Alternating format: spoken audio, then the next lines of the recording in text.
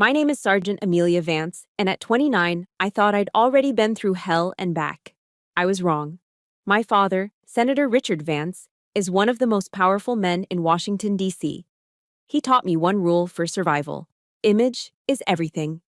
And a military daughter, at an age when she was supposed to be marrying some prestigious lawyer, choosing a mechanic in a dusty army town? That was an image he would never accept. On the day I married Leo, my parents didn't show up. Instead, I got a phone call. My mother's voice was as cold as steel. "Amelia, your father is busy. He said he will not sacrifice his entire political career over one of your impulsive decisions." They thought they could just cut me off, treat me like some embarrassment to be hidden away. But they didn't know who was sitting in the front row of my little chapel that day. The photograph I sent them afterward made them call me back, frantically, nonstop. But before I reveal what that photo showed, let me know where you're watching from. Hit that like button and subscribe to follow the rest of this story. The air inside the small post chapel in Fayetteville, North Carolina, smelled of old pine and quiet promises. Sunlight, stained amber and blue by the glass windows, cut through the gentle haze of dust motes dancing in the air. It was a humble place, a world away from the marble cathedrals of Washington, D.C., where my family conducted their lives like state dinners, formal, cold, and for public consumption only. But here, it was warm. Here, I was home. The pews weren't filled with politicians and their smiling, calculating wives. They were filled with my family, my real family. The men and women of the 82nd Airborne, their shoulders broad and proud in their dress uniforms.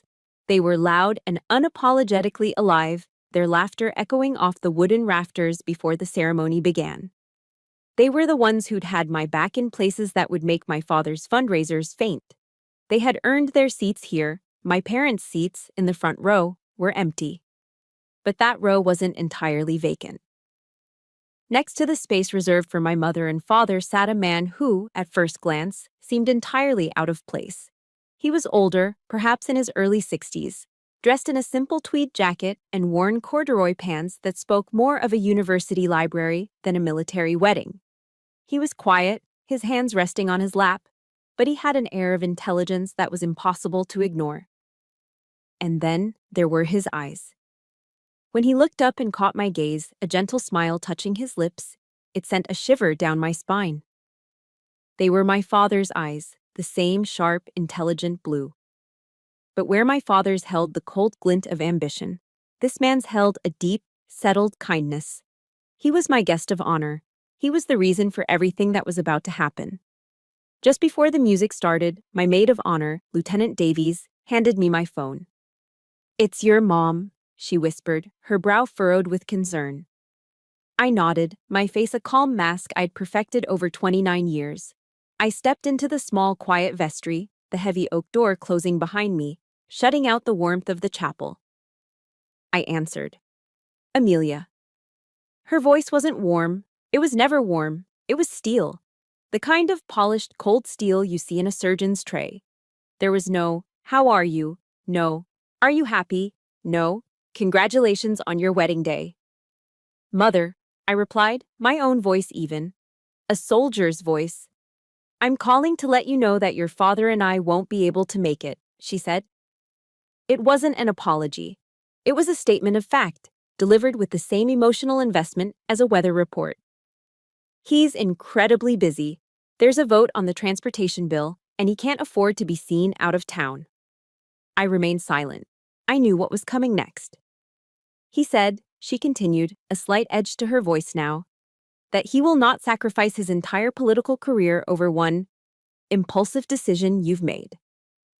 Impulsive. The word hung in the air between us, a carefully chosen weapon. At 29 years old, a sergeant in the U.S. Army who had led soldiers in combat, who had made life-and-death decisions under fire, I was still just a child making an impulsive choice in their eyes. Marrying Leo, a man with grease under his fingernails and more integrity in his little finger than my father had in his entire body, was not a strategic alliance. It was an embarrassment, a stain on the perfect family portrait. The writer Maya Angelou once said, "When someone shows you who they are, believe them the first time."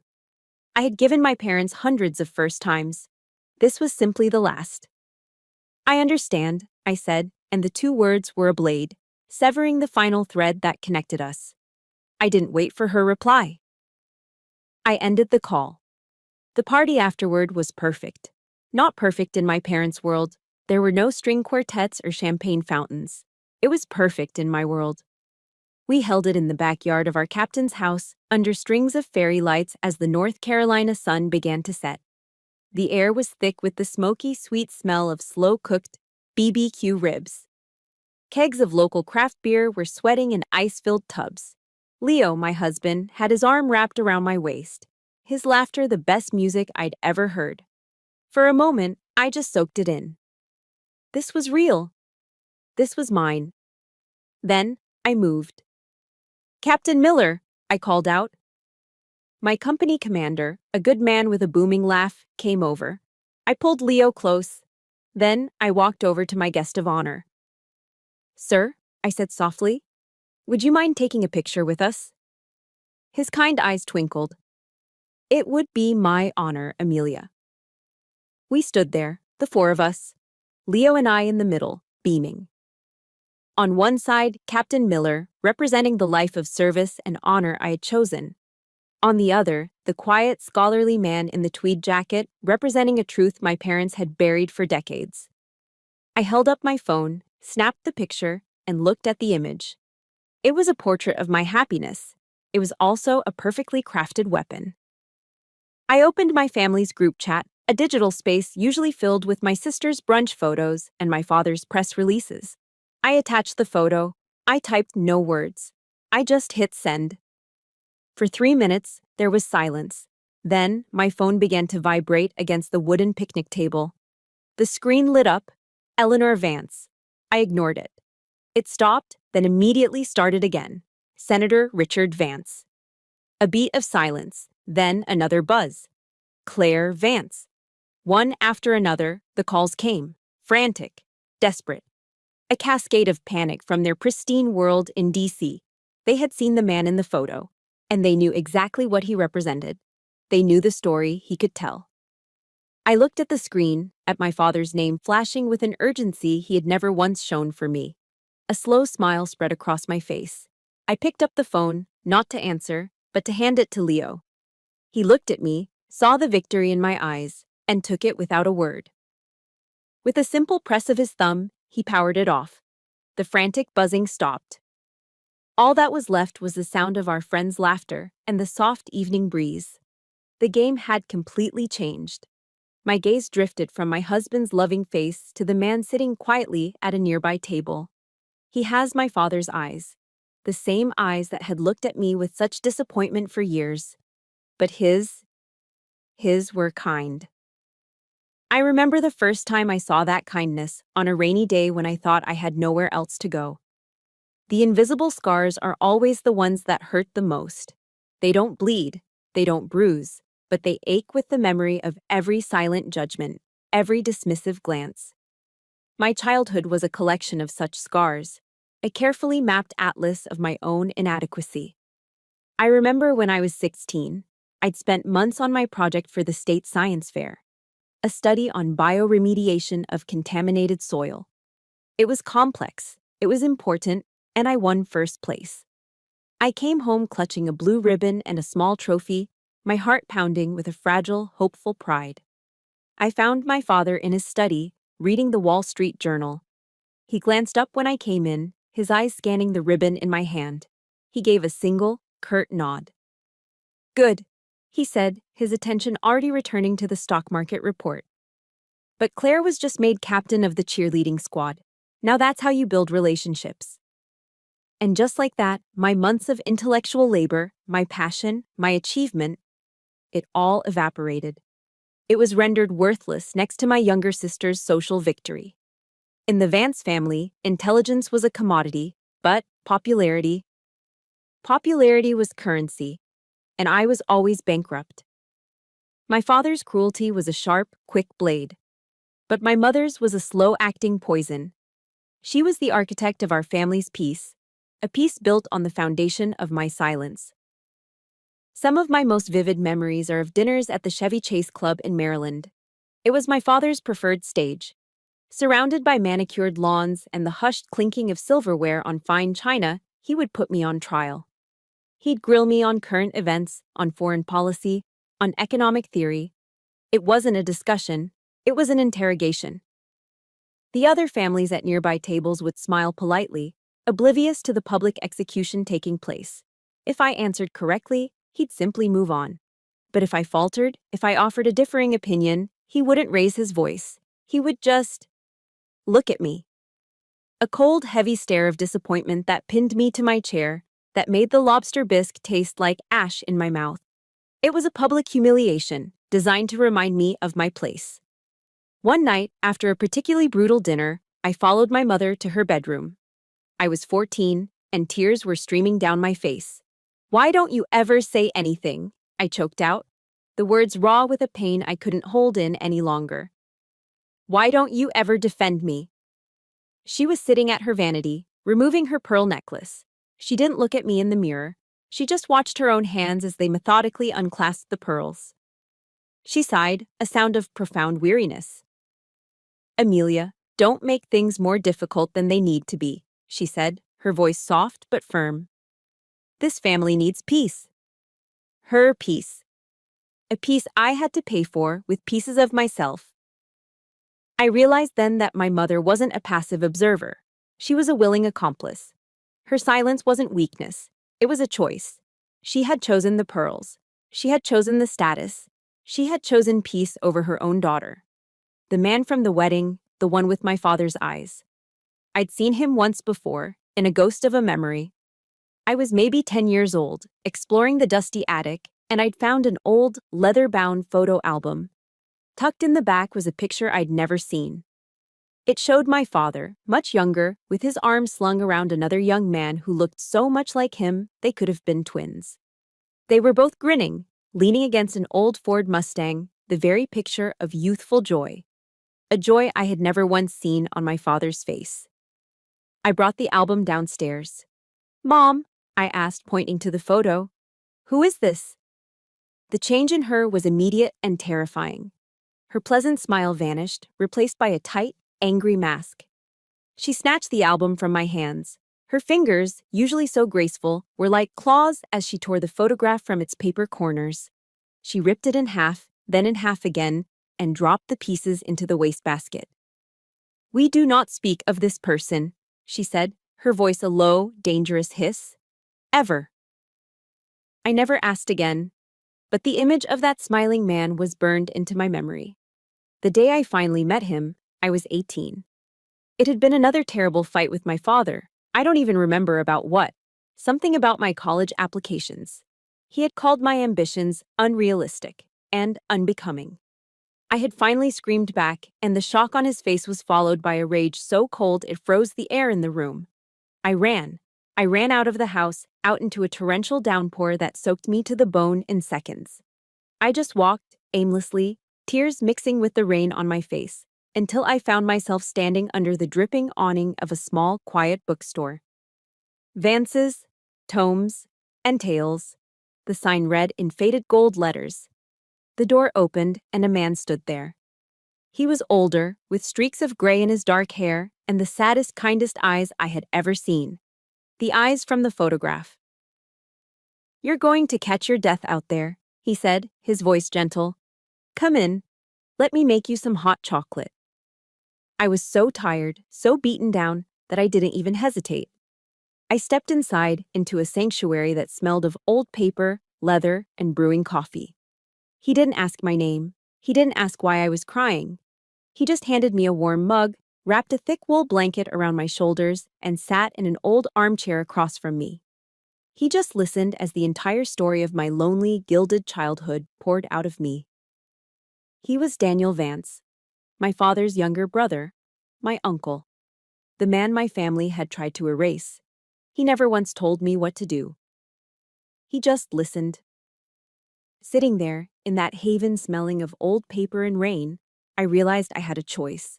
I didn't have to live in their cold, perfect house forever. But what would a life of my own even look like? And where would I even begin? family isn't always blood. Sometimes it's a quiet bookstore in a historic Virginia town that smells of aging paper and cedar. Sometimes it's the person who sees the exhaustion in your eyes and doesn't try to fix you. For me, it was both. And it began with my uncle, Daniel Vance. After that first rainy night, his bookstore became my secret sanctuary. Whenever I could get away from the suffocating perfection of my life in DC, I would drive the 2 hours to his small town. I'd spend afternoons tucked away in a worn leather armchair, reading poetry while he worked. He never pushed me to talk about my father. In fact, he rarely mentioned his brother's name. Instead, he taught me things my father never did. He taught me how to listen. Not just to wait for my turn to speak, but to truly hear. He taught me how to debate an idea with respect, how to disagree without being disagreeable. My father saw differing opinions as a threat. Daniel saw them as an opportunity to learn. We'd argue about everything from fiscal policy to the novels of Faulkner, and at the end of it, he would always smile and say, "You have a remarkable mind, Amelia." No one had ever said that to me before. In my father's house, my mind was a tool for performance. Here, it was something to be valued for its own sake. Sometimes for lunch, he would walk to the deli next door and bring back 2 pot roast sandwiches, overflowing with tender beef and caramelized onions on thick, crusty bread. We'd eat them right there, amongst the stacks of books, a simple meal that felt more like home than any of the catered dinners of my childhood. That bookstore wasn't just a place of refuge, it was where I began to rebuild myself. It was also where I met Leo. My beat-up 10-year-old Honda finally gave out one summer afternoon, rattling to a stop just a block from Daniel's store. I called him, frustrated and near tears, and he said, "Don't worry, I know a guy."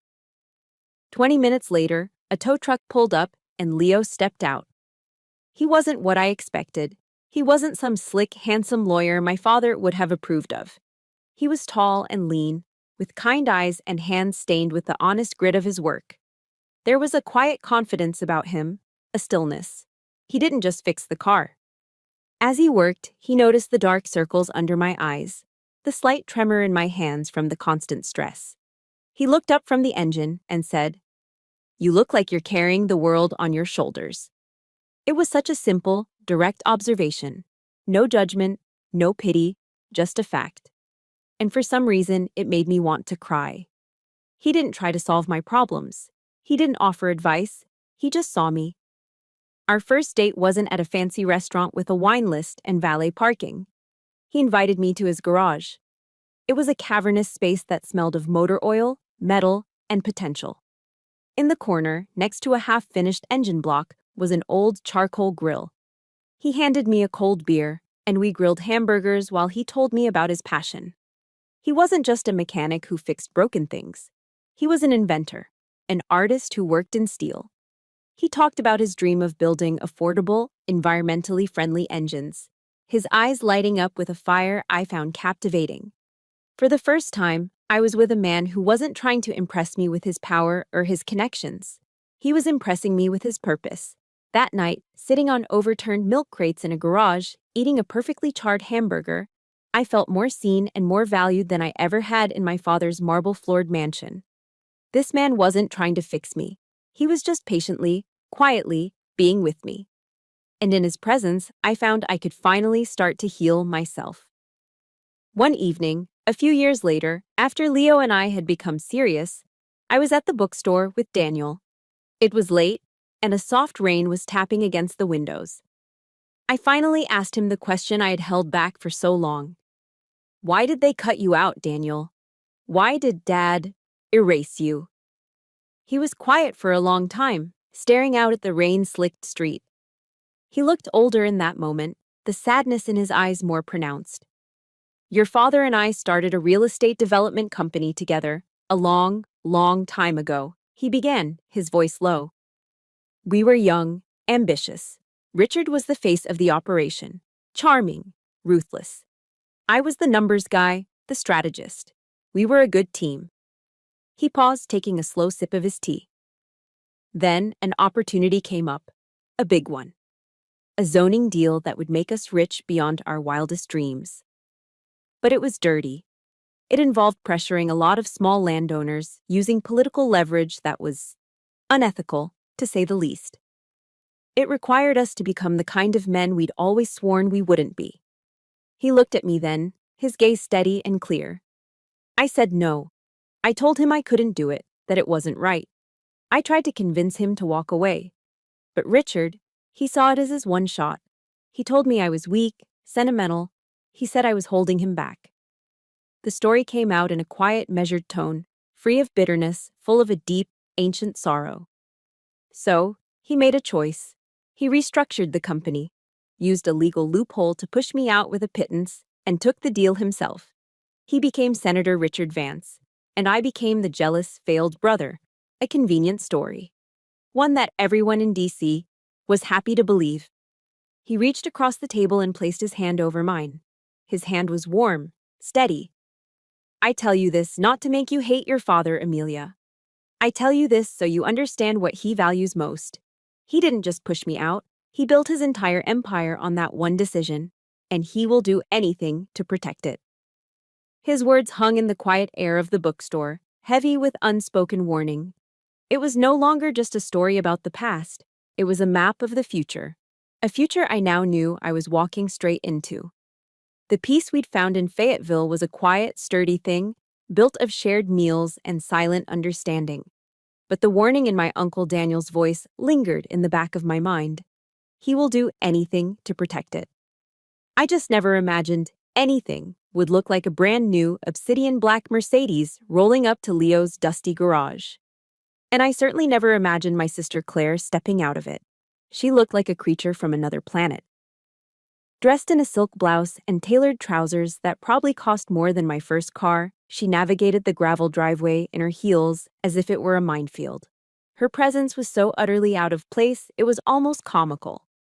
The sleek, silent luxury of her car against the backdrop of welding tools and engine hoists was a perfect metaphor for our two worlds.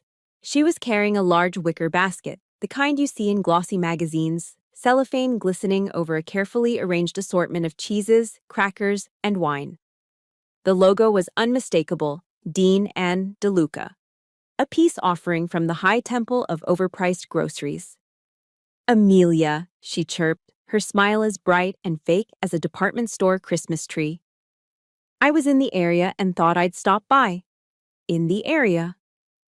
Fayetteville, North Carolina was a 6-hour drive from D.C. I leaned against the garage door frame, crossing my arms. Leo came to stand beside me, wiping his hands on a rag, his presence a silent, solid wall at my back. "Hello, Claire," I said, my voice flat. Her eyes did a quick, dismissive sweep of the garage, a flicker of distaste crossing her features before being replaced by that relentless smile. "And you must be Leo," she said, extending a perfectly manicured hand. "It's so wonderful to finally meet you." Leo shook her hand, his grip firm. He didn't say anything. He didn't have to. Claire launched into her performance. "Mom and Dad feel just terrible about the wedding," she said, her voice dripping with manufactured sincerity. "Things have just been so hectic, but they want to make it up to you. To all of you." She placed the basket on a workbench, pushing aside a set of spark plugs. "They want to host a dinner party. At the house in D.C., a proper celebration to welcome you, and Uncle Daniel, back into the family." She painted a beautiful picture of reconciliation, of a warm family reunion. But her words were laced with a language I knew all too well. She kept using phrases like mutual interests and combining our strengths. It wasn't an invitation, it was a business proposal. This wasn't about family, it was about assets. I just stared at her, my silence making her visibly uncomfortable. She started to fidget with the cuff of her blouse. "Look, Amy," she said, dropping the pretense slightly. "It would just be better for everyone if we could present a united front. You know how Dad is. He can't stand the idea of an outsider to the Vance family running something so important." And there it was, the slip, the single careless sentence that exposed the entire sham. An outsider running something so important. My blood ran cold. What did she mean? After a few more minutes of awkward pleasantries, Claire finally retreated to her pristine German car and sped away. leaving a cloud of dust and the cloying scent of expensive perfume in her wake. The garage was silent for a long moment. The Dean and DeLuca basket sat on the workbench like a bomb. I turned to Leo. What was that about? What is she talking about? An outsider running what? He looked at me, his kind eyes serious. He took my hands in his. Amelia, he began, his voice steady. There's something I should have told you sooner. I loved that you fell in love with me when I was just a mechanic. He led me to the back of the garage, to a door I'd always assumed was a storage closet. He unlocked it and flicked on a light. My jaw dropped. It wasn't a closet, it was a lab. Clean white walls were lined with computer servers, diagnostic equipment, and complex schematics. In the center of the room, on a pristine workbench, was a sleek, compact battery array, glowing with a soft blue light. This garage isn't just a garage, he said quietly.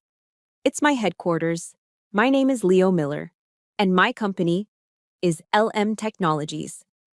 The name hit me like a physical blow. LM Technologies was the ghost in the machine of the DC defense world. A mysterious, brilliant startup that had just come out of nowhere and won a massive Pentagon contract for next-generation battery technology for military vehicles. A contract that a major defense contractor, one that my father had been lobbying for heavily, was expected to win. Leo had beaten my father. The photo. The phone calls. Claire's sudden appearance. It all clicked into place with sickening clarity. They didn't care about Daniel. They didn't care about me. They wanted him. My father couldn't beat Leo, so he was trying to absorb him, to control him. I wasn't shocked that Leo was successful. I always knew he was brilliant.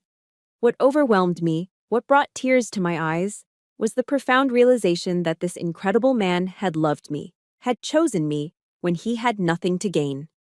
He had let me believe he was just a simple mechanic, and he had valued me for who I was, not for what my name could do for him. He had given me the one thing my own family never had: unconditional love. The dinner invitation wasn't an olive branch, it was a trap.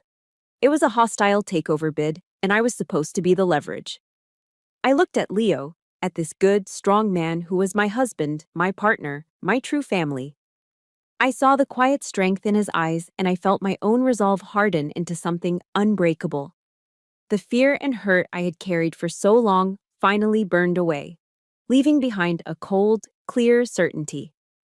If you've ever felt like your worth to your family was tied to what you could do for them, please hit that like button to show your support. And in the comments below, just type the words, "I understand," because I need to know I'm not alone in this fight. I took a deep breath, the smell of oil and steel filling my lungs. It was the smell of my real life, my real home. I'm going, I said, my voice quiet but firm. But not to reconcile. I looked him straight in the eyes. I'm going to end it. Walking into my childhood home in Georgetown was like stepping onto a perfectly preserved movie set. Everything was exactly as I remembered. The gleaming hardwood floors, the impossibly high ceilings, the suffocating silence that clung to the air like dust. Every surface was polished to a mirror shine. Every flower arrangement was flawless. Every object was placed with architectural precision. It was a beautiful house. It had never been a home. My father, Senator Richard Vance, greeted us at the door, his face arranged into a mask of paternal warmth that didn't quite reach his eyes. My mother, Eleanor, stood beside him, a perfect hostess in a cashmere dress, her signature pearls gleaming at her throat. "Amelia, darling," she exclaimed, air-kissing the space beside my cheek. The performance began immediately. My father clapped Leo on the shoulder with a familiarity that was nauseating. "Leo, my boy, it's a pleasure. I've been hearing great things about your hidden talents." The word hidden was laced with a subtle condescension, as if Leo had been a clever trick he'd only just discovered.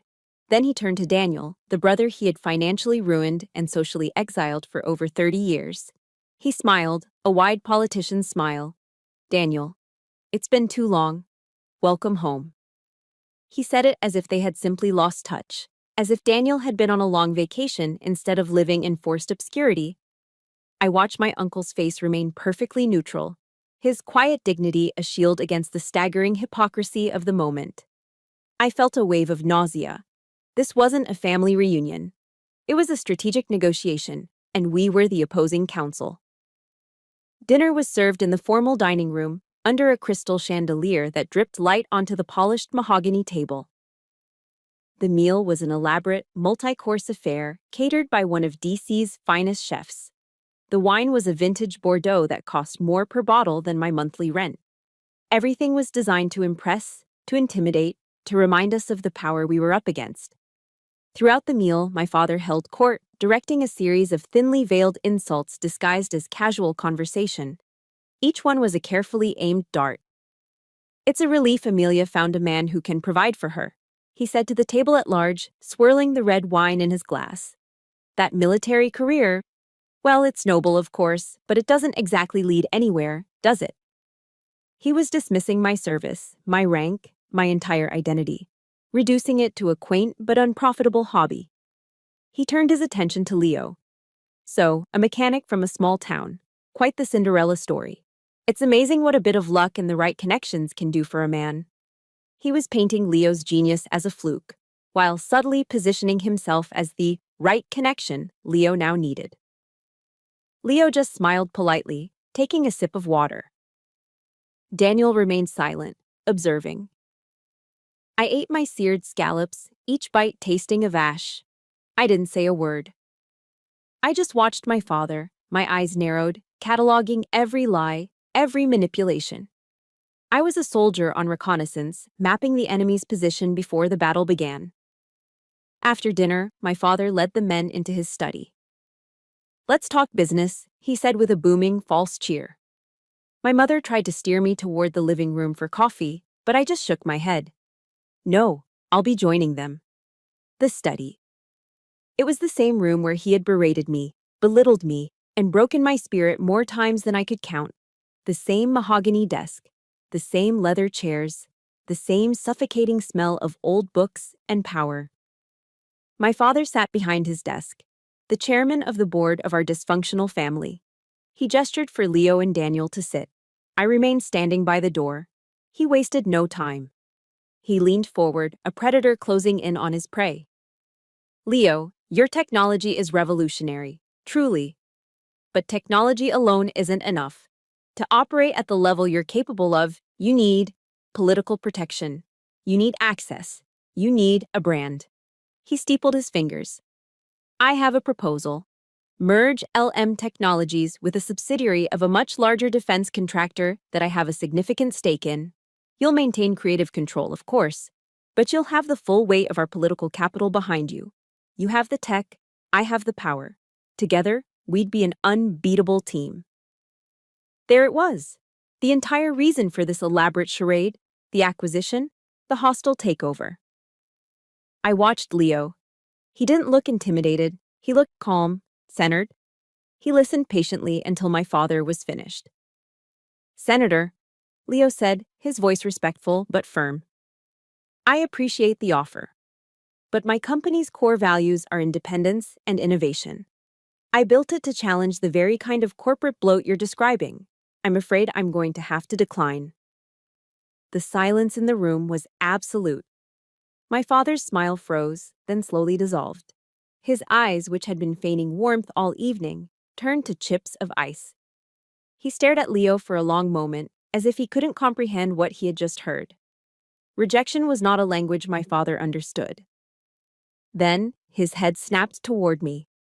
The fury that had been simmering beneath the surface all night finally erupted. His face twisted into a mask of pure rage, the same rage I'd seen 100 times before. He pointed a finger at me, his hand trembling. "You!" he roared, his voice bouncing off the paneled walls. "It's always you, the defiant one, the one who has to ruin every good thing."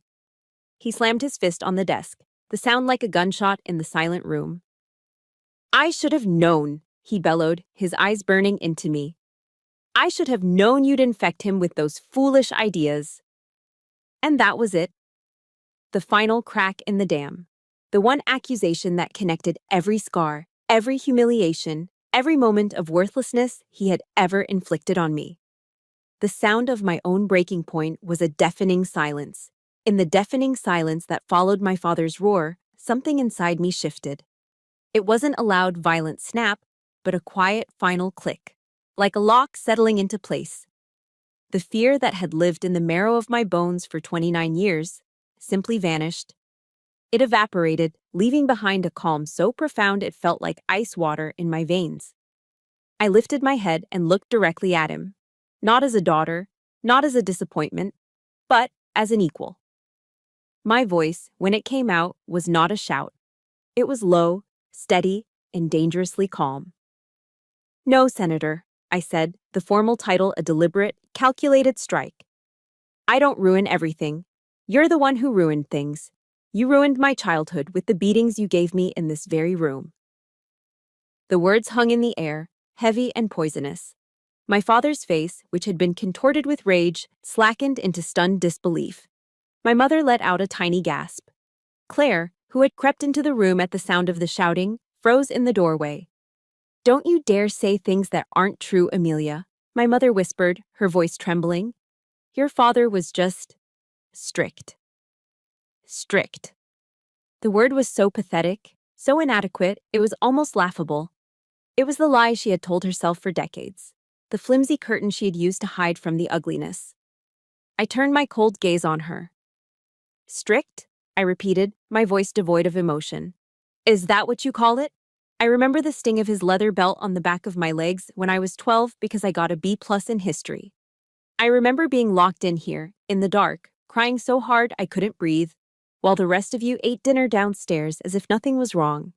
I remember every single scar you chose not to see. I took a step toward her.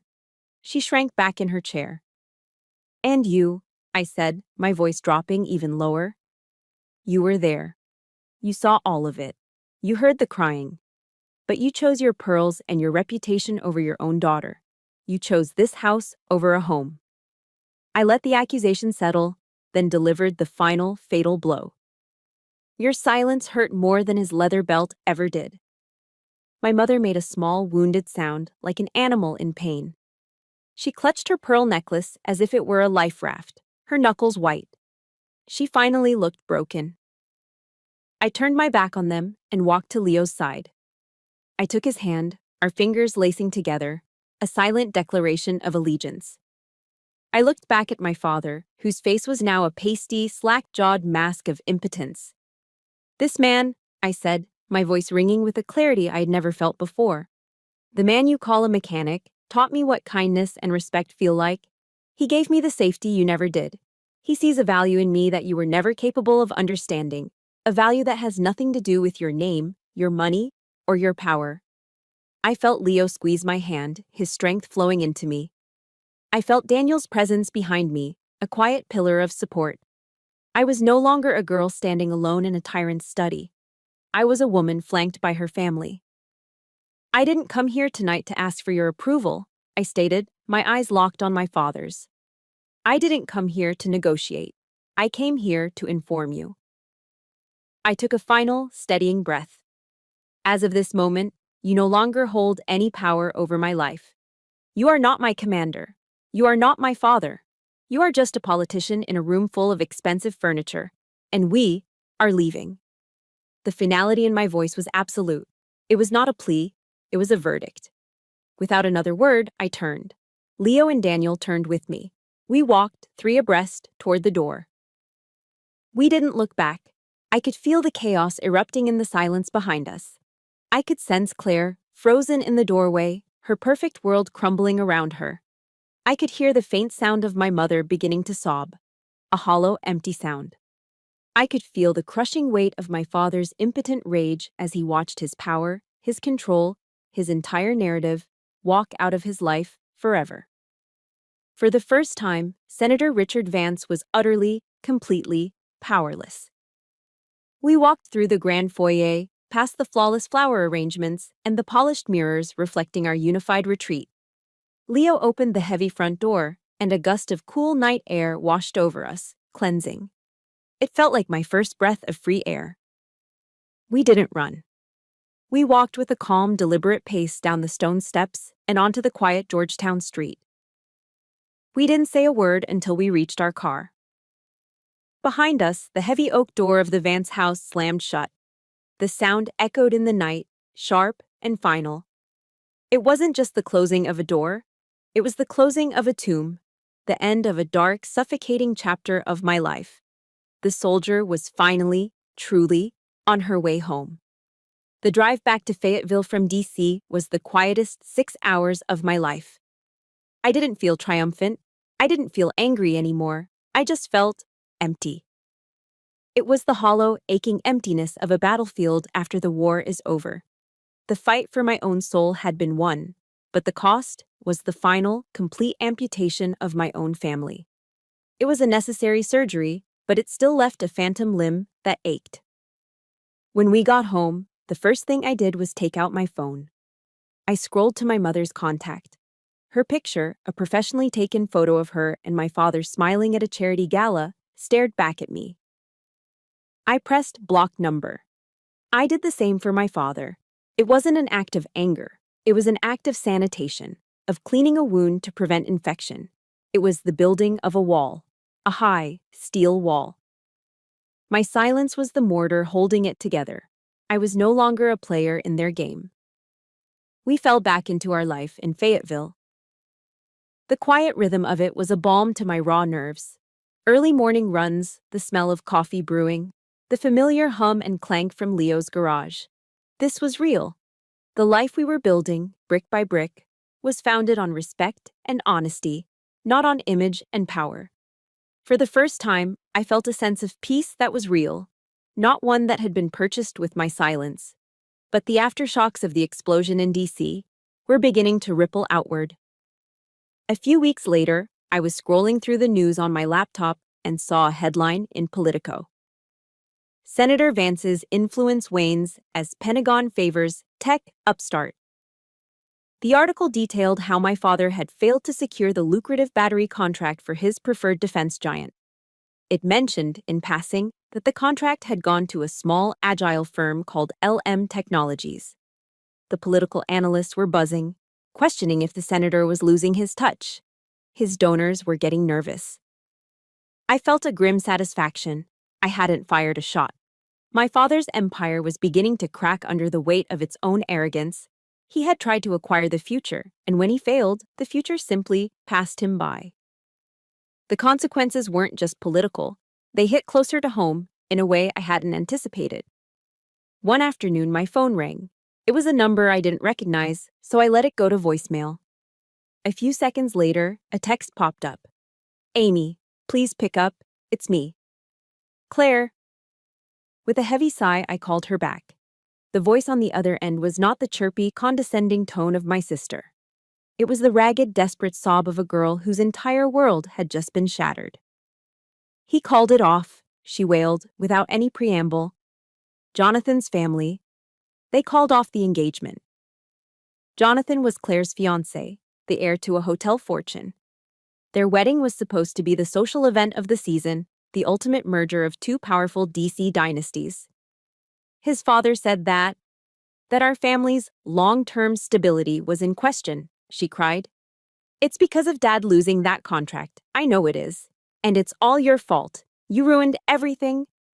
There it was, the blame. Even in her despair, her first instinct was to make me the villain. The old Amelia would have absorbed that guilt. The old Amelia would have apologized. The new Amelia just listened. I let her cry it out. I let her vent all her anger and fear and frustration. I didn't defend myself. I didn't argue. I just stayed on the line, a silent, steady presence. There was no joy in her suffering. I wasn't reveling in her pain. Seeing my sister, the golden child who had always floated through life on a cloud of privilege, so utterly broken, it just made me sad. Sad for the hollow life she had been raised to value. When her sobs finally subsided into shuddering breaths, I spoke. My voice was gentle, but firm. "Claire," I said, "I'm sorry you're hurting." She was quiet for a moment, probably shocked that I wasn't yelling back. "I can't fix this for you," I continued. "I can't talk to Jonathan's family. And I won't talk to Mom and Dad to try and smooth things over. That life, that world, it's not mine anymore." "So you're just going to do nothing?" she asked, her voice thick with disbelief. No, I'm not going to do nothing. If you want to build a life of your own, a real one, I'll help you. I'll help you write a resume. I can make some calls, help you find a real job, a place of your own. I can help you learn how to stand on your own 2 feet. I paused, letting the offer sink in. Then I drew the line, the boundary that I knew was essential for my own survival. But I will not come back to that house, and I will not engage with mom and dad. That is my boundary, non-negotiable.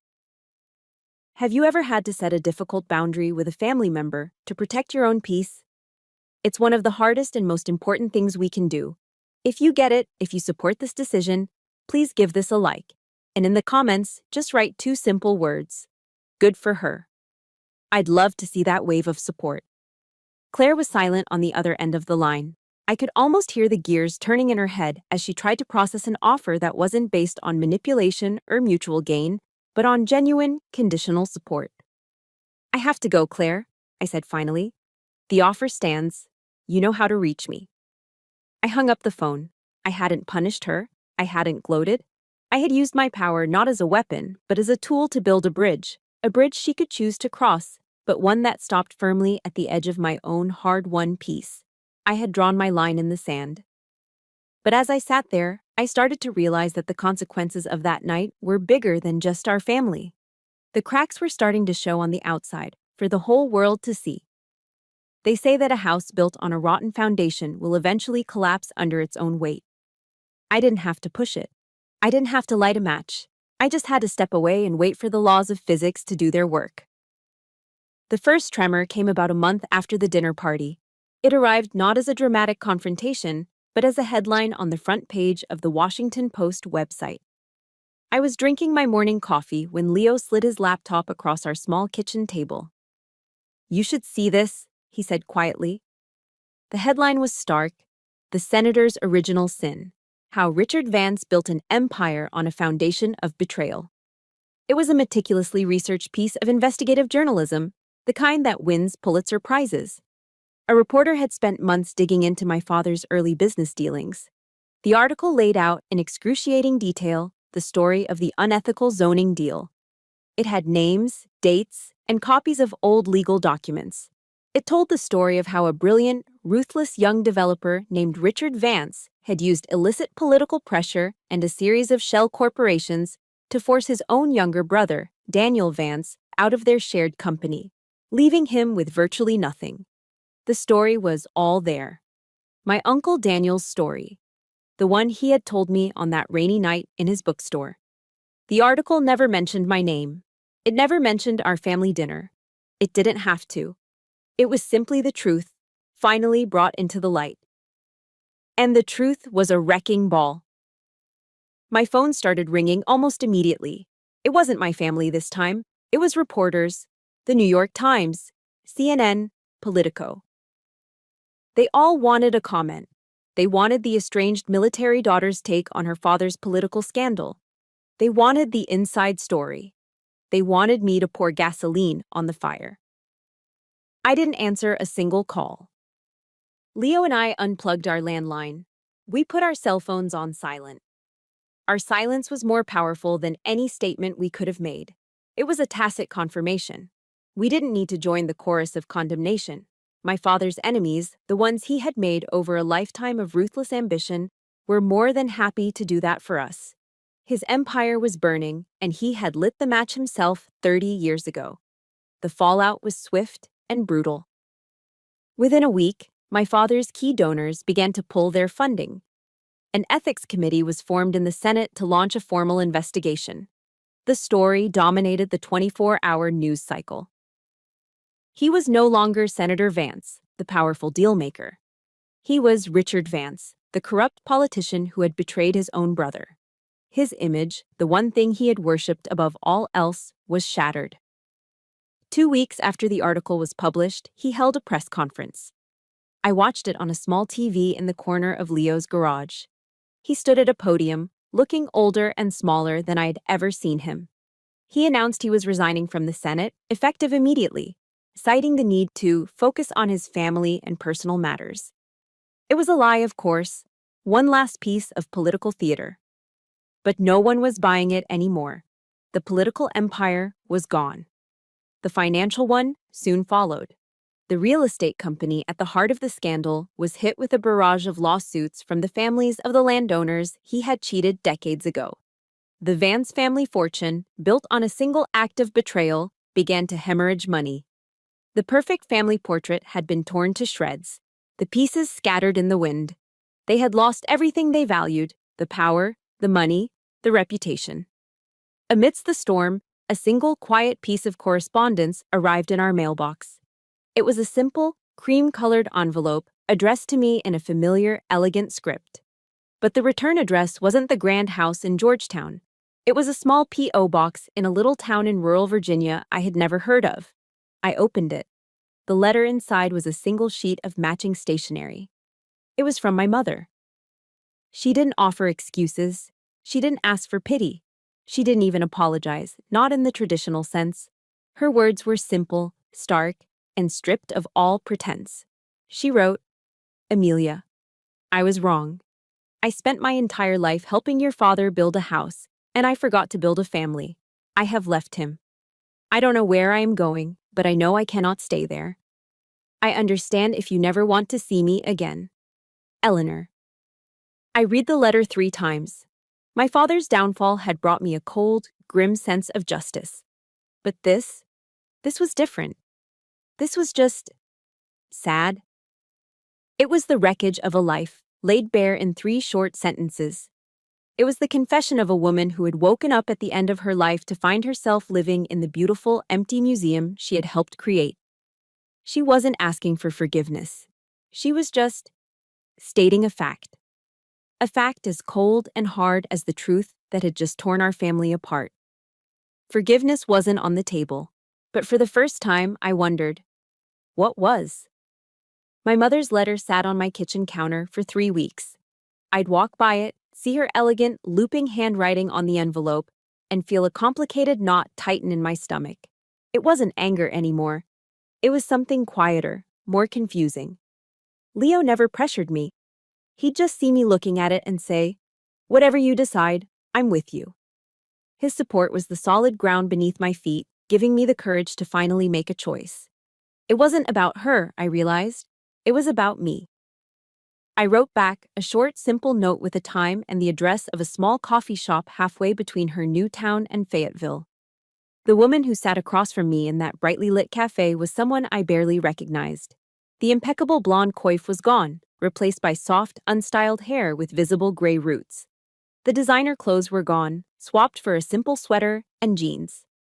For the first time in my life, I saw my mother without her armor. No makeup masked the tired lines around her eyes. No pearls gleamed at her throat. She looked older, she looked exhausted. And she looked more real than she ever had before. The conversation started awkwardly.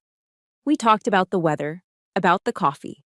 The small talk felt like a fragile bridge over a vast canyon of unspoken words. Then, she started to talk. She told me about her new life. She had a small apartment. She was working part-time at a local library. She was taking a pottery class. It was a small, quiet life, the kind she had been raised to look down upon. "I was a coward, Amelia," she said, her eyes fixed on the ceramic mug in her hands. She wasn't making excuses. She was stating a fact. "I was so terrified of your father, of losing the life he gave me, that I stopped being a mother. I just played the part he wrote for me."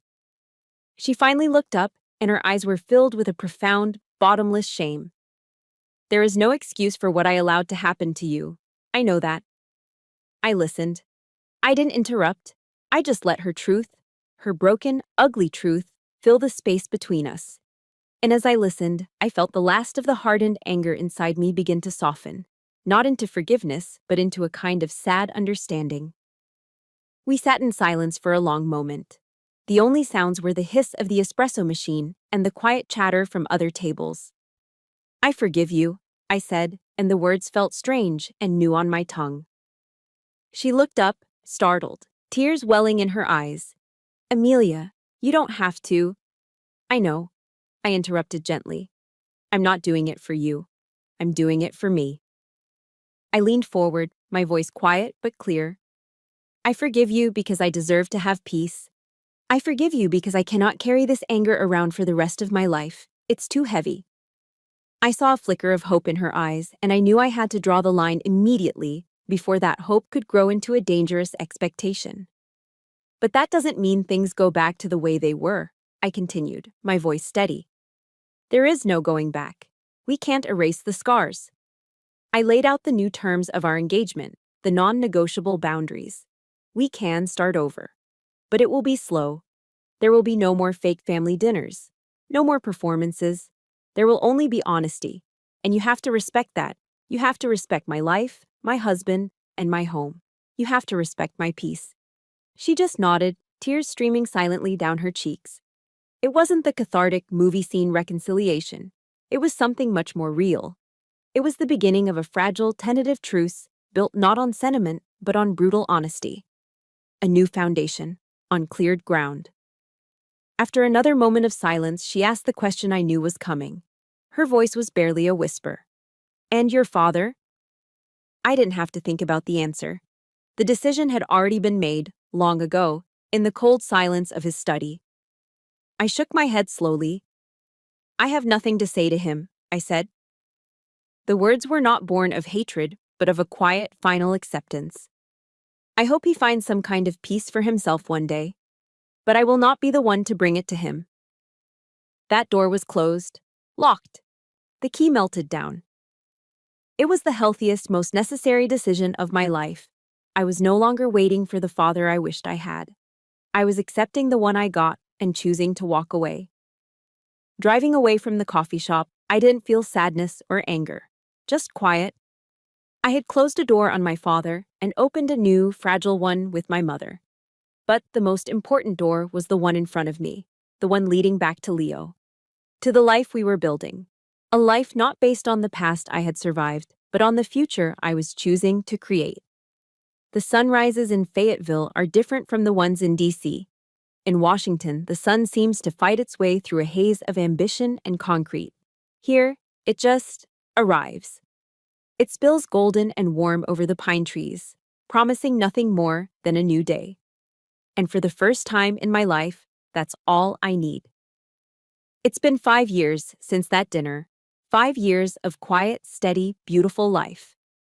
I'm still a sergeant in the Army, but something has changed. I no longer wear the uniform as armor to hide myself from the world. I wear it with a simple, quiet pride. It's a part of who I am, not an escape from who I was. Our house isn't a mansion. It's a modest, rambling ranch with a big backyard, usually littered with Leo's half-finished projects and our son's toys. Our son. His name is Sam. He has Leo's kind eyes and my stubborn chin. Our home is loud. It's filled with the sound of a 4-year-old's questions, with the banging of pots and pans, with open debate and easy laughter. It is perfectly imperfect. It is safe. Just last week, I was helping Sam build a complex Lego spaceship. He was getting frustrated, trying to force a piece where it didn't belong. The plastic brick wouldn't click into place, and he let out an angry little growl, his small face clouding over. He balled his fist and was about to smash the whole thing to pieces. "It's stupid," he yelled. In that moment, a ghost of a memory flickered through me. The memory of a cold stare, of a father's heavy sigh of disappointment, of the feeling of being fundamentally wrong. The old programming, the cycle of impatience and punishment, was right there, waiting.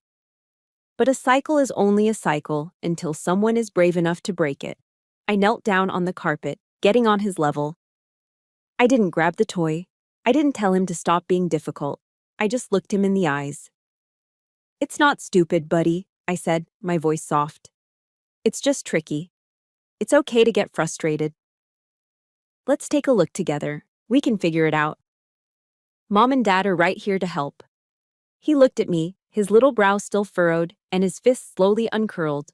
We worked on it together, and when the piece finally snapped into place, his face lit up with a triumphant grin that was pure sunshine. In that small, ordinary moment, sitting on the floor of my living room, I knew I had won the most important war of my life. I was not my father's daughter anymore. I was Sam's mother. Today is a sunny Saturday, and the backyard is full. Uncle Daniel is here, his kind eyes crinkling as he watches Sam chase a butterfly. My mother, Eleanor, is here too. Our relationship is a quiet, careful thing. We talk on the phone once a week.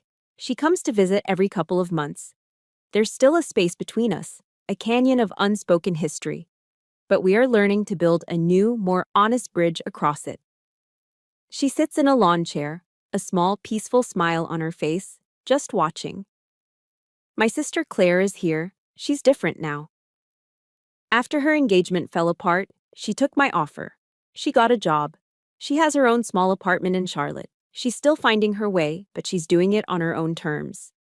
The brittle, entitled girl is gone, replaced by a woman who's a little lost, but a lot more real.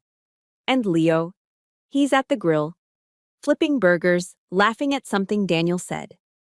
He's the steady, unwavering heart of this world we've built. LM Technologies is a huge success, but you'd never know it. He's still the same man who won my heart in a dusty garage. Last year, Leo and I used some of the company's profits to start a small foundation. We call it the Daniel Vance Scholarship Fund. It provides full scholarships for promising engineering students from low-income backgrounds. It's our way of taking a legacy of betrayal and bitterness and turning it into a legacy of opportunity and hope. I look around at this chaotic, beautiful, real collection of people in my backyard. This is my family. Not the one I was born into, but the one I chose. The one I built. My father taught me that image is everything. He was wrong. Love is everything. Safety is everything. Honesty, patience, kindness. These are the things that build a life. And the freedom to be your own flawed, authentic self, that is the only real power in this world. I am a soldier. For years, I was fighting a war on the wrong front. But now, finally, I have found my way home. My journey home is complete. But I know that for many of you, it might just be beginning. If any part of my story resonated with you, the feeling of being unseen, the fight for your own peace, or the joy of building a family you chose, please know that you are not alone. This channel is a place dedicated to stories that remind us of our own strength and our power to break the cycle. If you believe in that mission, please consider subscribing and sharing this with someone who might need to hear that they too can find their way home.